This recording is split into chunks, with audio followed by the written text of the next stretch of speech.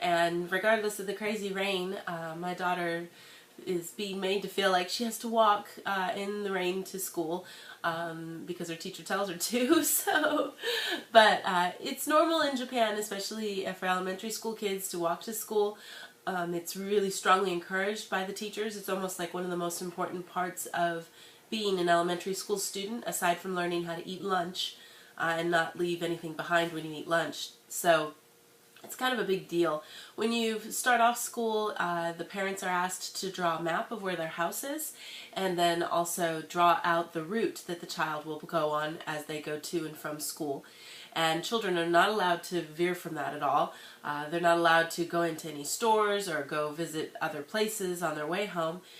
Any child that still has the landasal or the backpack on their back is expected to go directly home, and then from there they can regroup and do things with their friends. So it's part of, really good safety thing, I think.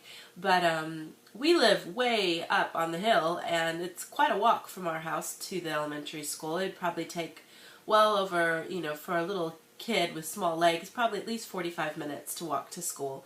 So, when my daughter was in elementary school, I drove her to school every day. When she was in second grade, we did the same thing and slowly started parking at the city hall that's just kind of close to the elementary school, just up the street. And then now that she's in third grade, I stopped by the graveyard, which is about halfway down the hill, and from there my daughter walks to school. And it's really strongly encouraged that regardless of the weather, no matter how much is raining, that the children should still walk. When they do roll call in the morning, the teacher asks if they walked to school or not, so big deal. You have to be on the spotlight for everybody to know if you walked or not to school that day. So this morning, even though despite it was pouring rain, because it's still Sioux and kind of crazy here, she insisted on walking, which, is fine. It's just kind of an interesting thing, I think, part of the culture here to do that. And, it's kind of the same thing, like I said briefly, with school lunch, too. Everybody eats school lunch. That's the only choice, and you're required to clear your plate before you can go out and play, of course.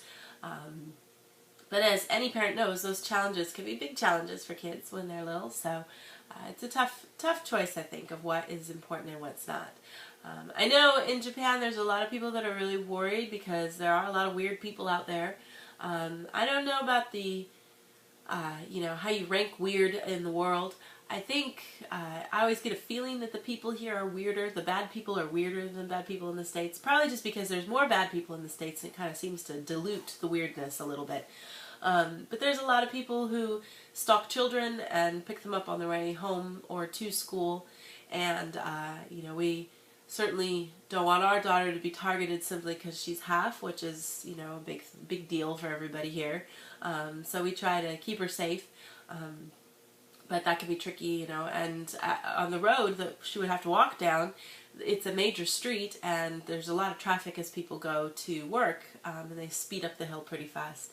And there's no sidewalk, so I think when you're facing that, there's not much reason to make your child walk to school until they can build a sidewalk. That's the whole way. So I drive her down to where the sidewalk starts, and then she can walk from there. But I'd be curious if you guys have any, stories to tell. I know my father grew up on a farm in Minnesota, rural Minnesota, and had to walk to school. My grandfather rode his horse to school every day. So it's always fun to hear stories of how people get to and from school when they're kids, and, how far they had to walk, if it was freezing cold, what they had to do, those kinds of things. So